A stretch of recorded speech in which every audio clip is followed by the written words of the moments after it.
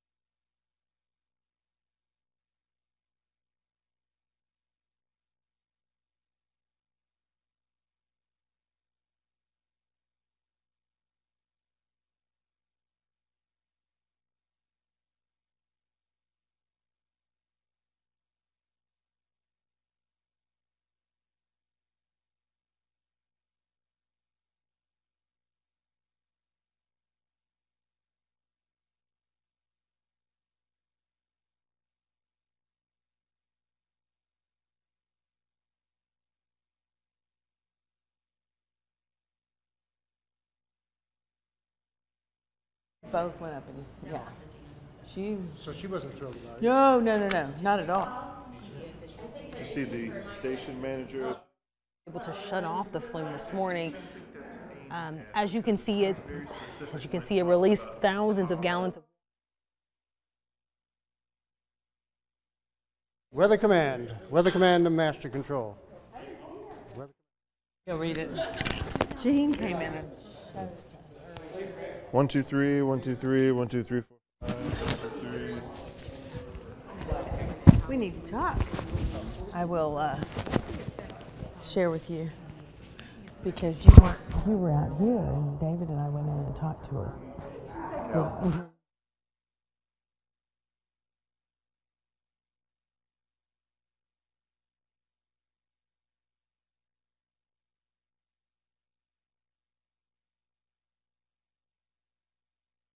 with coverage you can count on, this is Channel 3 Eyewitness News at 11. Good evening. Thank you for joining us. I'm Greg Glover. And I'm Cindy Sexton. 3 days after a gunman opened fire inside a Texas church, churches in our area are making plans to keep their congregations safe. Today, Vice President Mike Pence visited Sutherland Springs, Texas to meet with law enforcement officials there and attend a vigil to honor the victims. Parishioners say 5 days before the shooting, the gunman, Devin Kelly, attended the church's annual fall festival with his children. On Sunday, he opened fire inside the church, killing 26 people and wounding 20 others. The names and ages of all the victims have been released. Standing in this place is very humbling to me. Every American has been inspired by the heroes of Sutherland Springs. The first responders, law enforcement, the medical professionals, many of whom we met today, whose swift professionalism saved lives. And the two Texas heroes, who I know don't consider themselves heroes. The Southern Baptist Convention has offered to pay for all 26 funerals. Here locally, there are a couple of church safety training events scheduled for this weekend. The DeKalb County Sheriff's Office is hosting a safety program Sunday at their gun range. That's at the dead end of 11th Street. It starts at 2 o'clock Central Time. The Bradley County Sheriff's Office is also offering training. This one coming up on Thursday, November 16th from 6:30 to 8 p.m. at the Bradley County Sheriff's Office. Signal Mountain Police are investigating a shooting tonight. It happened in the 200 block of South Palisades Drive shortly after 6:20. Police say the victim died as the result of a shooting, but foul play is not suspected. No names are being released. Cleveland police have arrested a man who's accused of robbing a Goodwill. Witnesses told police William Earl Ball III took cash and clothes from the store and ran away toward Village Green.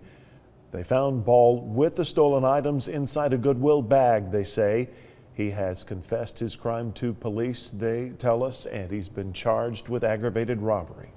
The Ray County Sheriff's Office is asking for your help finding a missing woman. This is 57-year-old Essie Elaine Valentine. Police say she lived in Ray County for a couple of months, and her family reported her missing last month, but they haven't seen her since June. The family told police she has a drug problem. If you have any information, call 423-775-7837, the Ray County Sheriff's Office. TVA crews are still working to repair a water flume that was crushed by a rock slide. This happened around 10:30 this morning. The flume sits above Highway 64 in Polk County. Channel 3's Tanisha Cordell joins us live in the studio. Tanisha, tell us exactly what that flume is used for.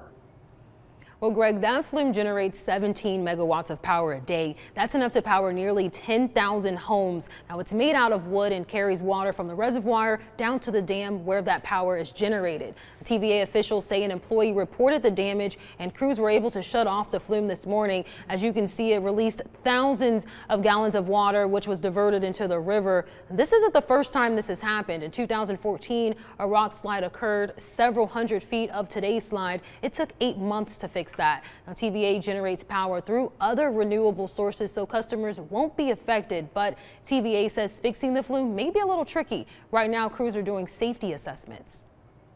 We have our engineers out there looking at the rock to ensure that no more rock will fall. So after that assessment is done, we'll get the repair crews in there, and they'll end up doing an assessment on the damage, and then they'll make a plan and scope of work to figure out how they want to fix it. A trolley system does run above the river. We're told workers will use it to shuttle equipment and perform repairs on the flume. It will likely take months for crews to fix the flume. In the meantime, crews are asking everyone to be careful traveling through the area and watch for pedestrians trying to look at the damage out there. For now, live in the studio, Tanisha Cordell, Channel 3 Eyewitness News. Thank you, Tanisha. Time now to send it over to Paul Barris. He's in the Storm Alert Center to give us a first look at the forecast. I don't know if weather had anything to do with that rock slide over there, but Paul, I know that that can happen sometimes.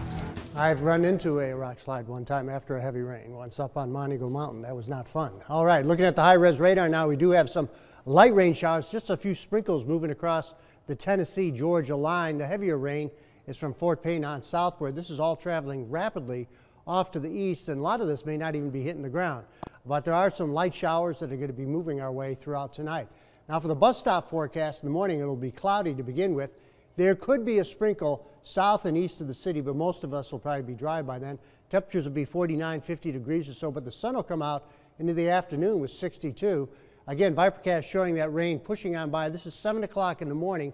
Skies will be clearing by noon and probably afterwards with a northerly wind continuing. So From tomorrow afternoon and then into tomorrow night, we're going to have clear skies. Thursday is going to be completely clear. Looks like Thursday night. And right into Saturday morning, lots of sunshine coming back. So pretty good weekend shaping up. Still, Sunday's a little iffy. We'll tell you more about that on my 7-day forecast. Okay, Paul, thank you. 911 calls were rerouted in 26 counties across the state of Tennessee yesterday. State officials say a software update by a location database company caused the number of 911 calls to be rerouted for about 5 hours. Officials say Bledsoe, Bradley, Hamilton, Marion, McMinn, and Sequatchie counties were all affected by the glitch. The problem was fixed around 6 o'clock last night. Officials, though, say there is no way to know how many calls for help were lost. Yesterday was a very busy day. We had several straight line winds, I think, come through this county, destroyed mobile home, destroyed down a lot of trees, a lot of power lines. So we were very busy yesterday. Officials say they have not heard of anything major being missed, but each rerouted call is being investigated. Now, while the glitch was not considered an outage, other incidents have affected people trying to reach 911. Our NBC affiliate in Nashville says this is the third time this year thousands of people have been unable to call 911. In June, customers were unable to call for nearly 6 hours. In March, people throughout the country couldn't get through. And last year, 7,000 AT&T customers were out of luck if they needed help when a fiber line was accidentally cut. The Chattanooga Fire Department will officially have a new chief tomorrow. A swearing-in ceremony will be held in the morning for Philip Hyman. Mayor Andy Burke picked Hyman to be the city's chief. He describes him as being a leader in the community, and he selected him for his 22 years at the Chattanooga Fire Department. He'll replace Chris Adams, the outgoing chief, who actually retired in September. The ceremony is going to be 11 a.m. at the Walker Theater.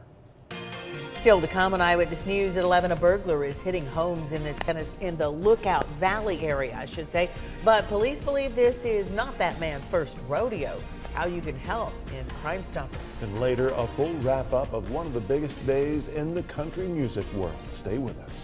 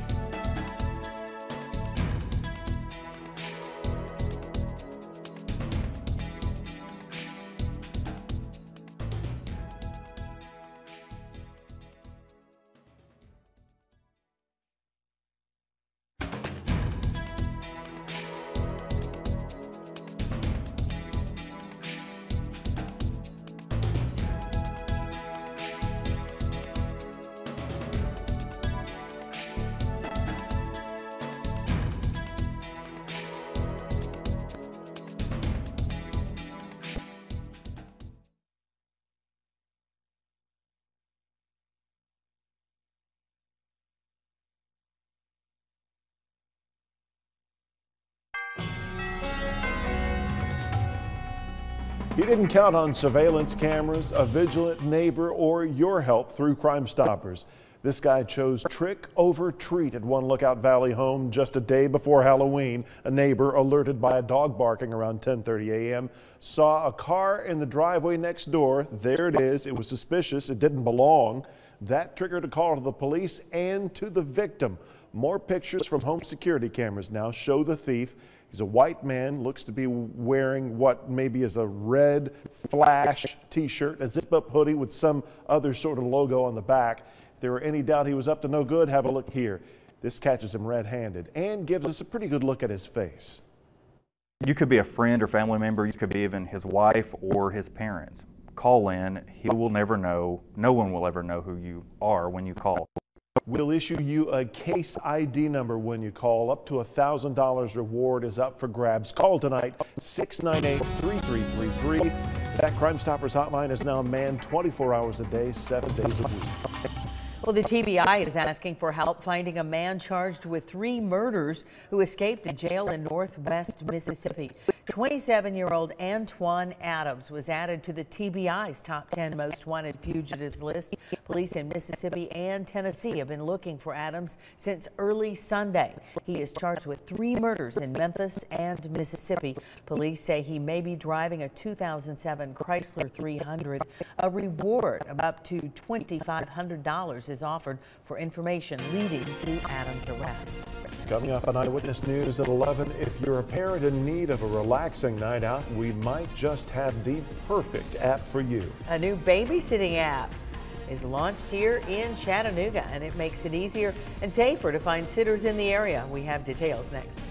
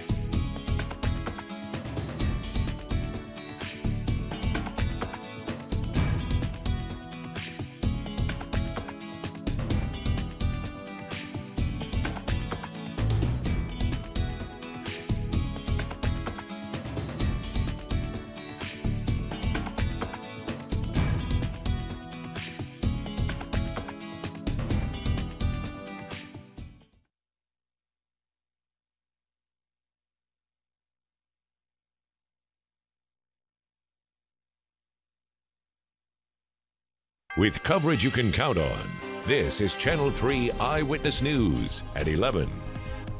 A new mobile app is coming to Chattanooga, transforming the way parents hire babysitters. It's called Wendy. Users can apply for babysitting jobs through the app. It even allows parents to pay for the service through the app, too. Channel 3's Casey Freeman introduces us to the Chattanoogan behind the app. Casey. Greg, Cindy, the app Wendy first launched in Birmingham. Since January, it has expanded to Tuscaloosa and Nashville. The app allows parents to screen babysitters a lot faster. Chattanooga native Ginger Mayfield and her husband Tommy developed a babysitting app called Wendy. They created this app based on their own needs. I was in grad school at night and my husband was a busy attorney and we had a lot of babysitting needs, and it was just a constant pain point for us.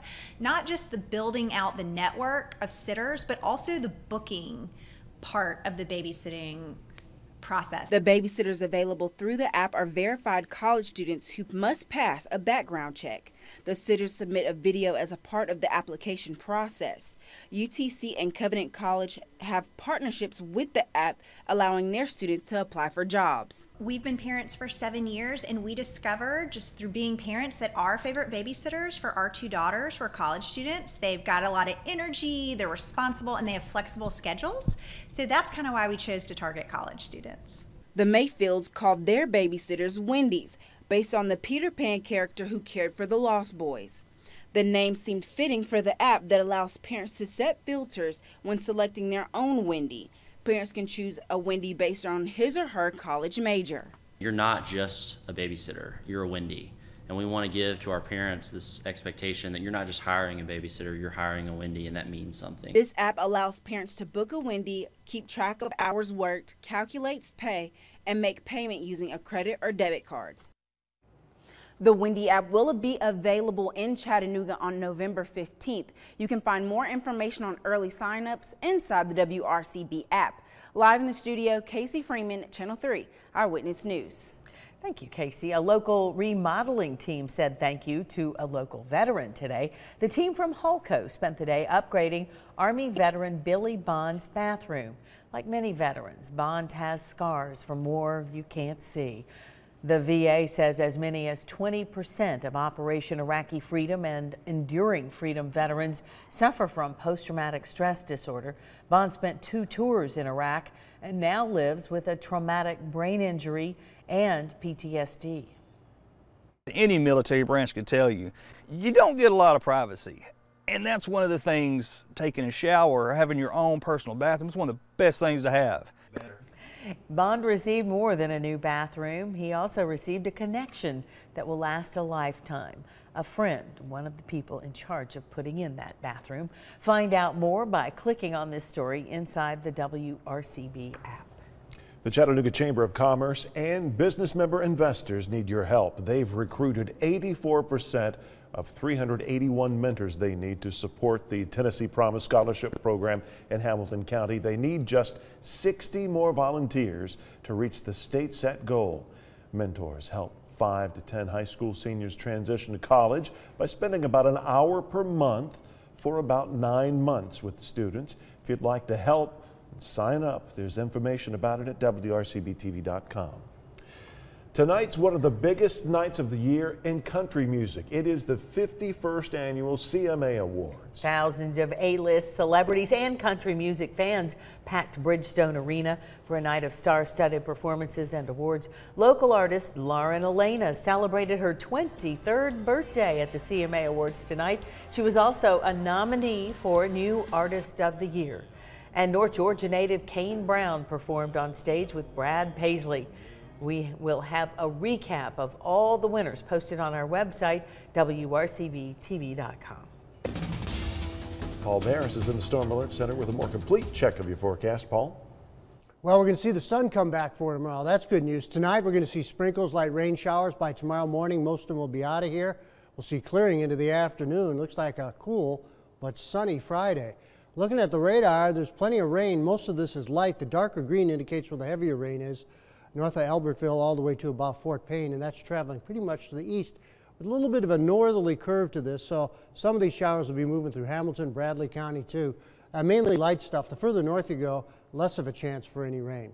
We'll pull back here and show you where the heaviest rain is. This area in yellow goes all the way down into Mississippi, Louisiana, and Texas. This little wave in the upper atmosphere is going to mainly stay south of us, and there's snow falling across the Great Plains.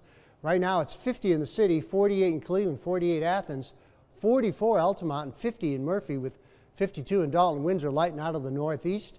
Our high today was 59. The overnight low was 53, and we just had a little bit of rain at the airport, 1/100 of an inch.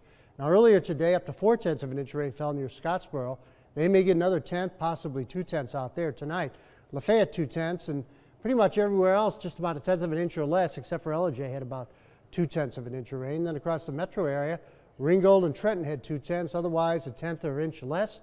Cleveland hit a high of 59, and then 59 in Turtletown. Murphy hit 59. Pretty much everyone 1/10 of an inch or less this morning, and that was pretty much it. Now, by tomorrow morning, 7 o'clock, most of this rain, again, to the south and east of us, pushing off to the south and the east. The drier air moves in, Skies clear off. It's going to be a chilly night tomorrow night. Friday morning looks clear as a bell. Through much of the day on Friday, lots of sunshine, so Friday night football will be okay. You need that jacket for the game. Saturday, any games in the southeast are going to be just fine, no problems at all. Then we're going to see clouds increasing Sunday into Sunday afternoon. Now we're thinking there's a chance for some showers late in the day on Sunday, but it's getting a little bit iffy. Some of the weather charts are showing that maybe we'll stay dry on Sunday, but tonight it's cloudy and we'll see those light rain showers with 48. Tomorrow we'll see some clearing at 62. A slight chance for morning sprinkles south and east of the city, and then tomorrow night, clear and 41 with a light northerly wind.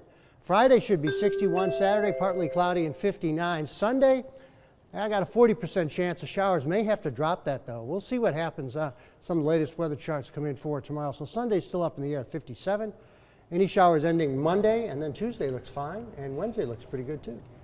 Yeah, the high temperatures are not bad at all. This weather's been pretty good. Yeah. Yep. All right. Thank you, Paul. Thank you. A 4-year-old girl was heartbroken after Houston Astros shortstop Carlos Correa celebrated his World Series win by popping the question to his fiancée in front of millions on live TV. What? If little Scarlett learns anything after the World Series win, it's that there's no crying in baseball. So to turn her frown upside down, a Houston station, the NBC affiliate, invited her to take a tour, and they had a little surprise waiting for her. I have a surprise for you. Hi, Scarlett. Look over there. Hi. Oh my God. She was a little starstruck, or astro-struck. After that, Carlos took the time to meet every member of Scarlett's family. He even signed autographs for them. So it turned out okay. He's cute. Couldn't tell if she recognized him at first, but by the time she got to plant one on his cheek, she knew exactly who he was. That's great. Good stuff. Coming up in sports, a handful of local prep stars made their college commitments official today. Plus a one-on-one interview with new UTC men's basketball coach Lamont Paris. Paul Shaheen and Jill Jeltnick have it all covered for you.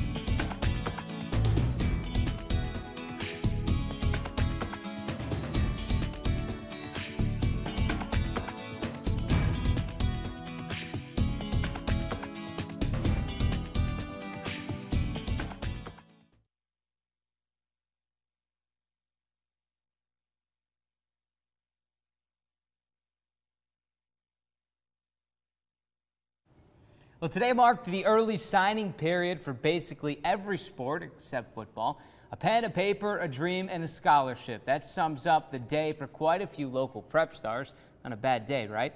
including local flamethrower Cole Wilcox. Wilcox signed to play college baseball at the University of Georgia. Wilcox, a senior pitcher for Heritage. He's a 3-time All-State player, and he's been clocked at 97 miles per hour. He averages 93, 94 with his fastball. His power on the mound landed him a spot on this summer's USA Olympic 18 and under roster.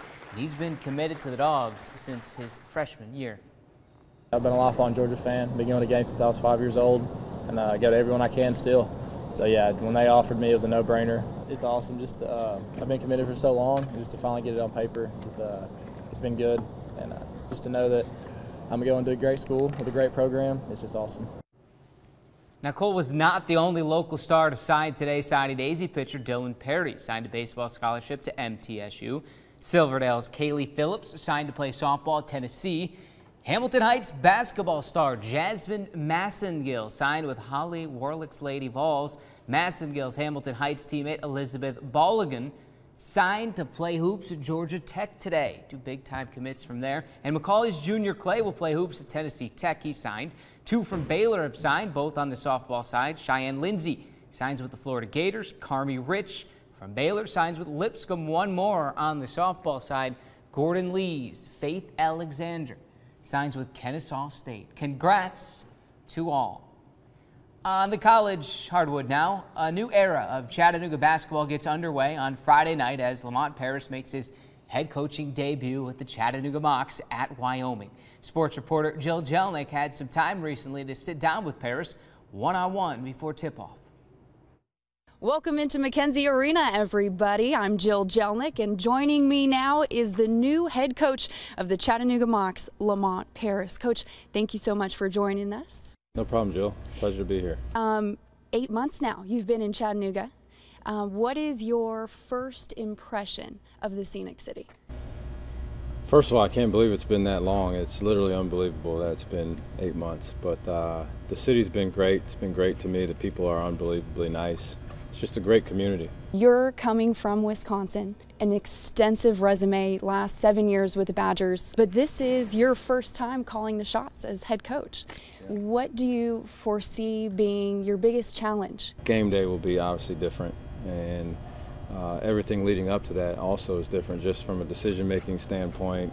I will say this, that I was fortunate in my last position to be working for 2 former head coaches. It gave me a lot of leeway and latitude, and that helped bridge the gap. It's no secret this is a very young team. You have no seniors, a handful of juniors, and a whole lot of freshmen. When you go about taking on a young team like this, how do you take that into account? How do you make that work? One of the things that you have to recognize is that with this many young guys and also just a new staff and a new system altogether, you have to be a teacher first, and I think that's, with so many young guys, I think that's even more, it's more important that you spend time doing that. We talked to a lot of the players at the start of this season, and we asked them, in one word, how would you describe Coach Paris?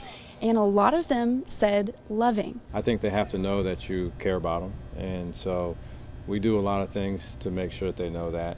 It's good. I'm glad that they would say that, because we have some days where I get on them pretty good. But again, I think they do know that what my intentions are. It's not just, I'm not just a platoon leader and screaming at guys. I spend some time trying to get to know them as well. The new era of Lamont Paris era here at UTC starts this Friday when the Mocs hit the road to take on Wyoming. Paul, back to you. So here it is, the season openers for both the UTC men and women only days away. The Chattanooga men open up at Wyoming Friday night, 9 p.m. They're at UAB on Monday and back home Thursday with Hiwassee. That is next Thursday. The women are on the road as well to open the season at Green Bay Saturday, 1 p.m. Back home at McClellan Gym with UCF Monday night. And then it gets rolling. Then it gets for rolling. real. Yeah. Yes. Paul Barris has your 7-day when we get back.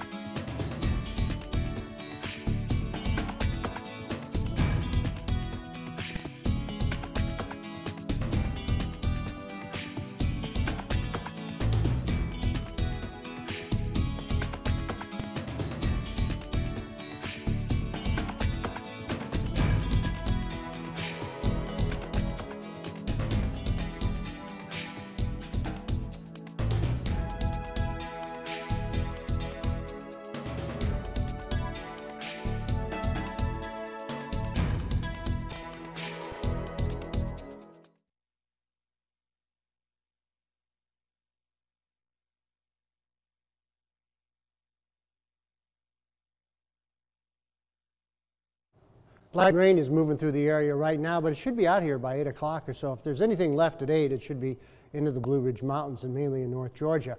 Then we'll see gradually clearing skies, temperatures into the low 60s for highs. So we're looking at 62 tomorrow, around 61 Friday, 59 Saturday.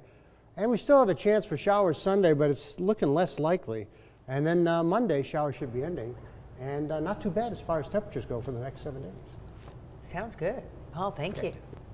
Well, a cow was pulled from a backyard pool in North Carolina. You know you want to see this. Well, that'll ruin his leather jacket there. It was discovered in the pool when the homeowner got up this morning. Large animal rescue team and the cow's owner helped get that bovine out. Word is the cow's doing fine, is returned to the farm, and oh, what a tale he has to tell. Yeah, he just wanted a little swim. Sheep. Sheep. We don't know. I don't know. Sounds right. I hate it when that happens. Have a good night.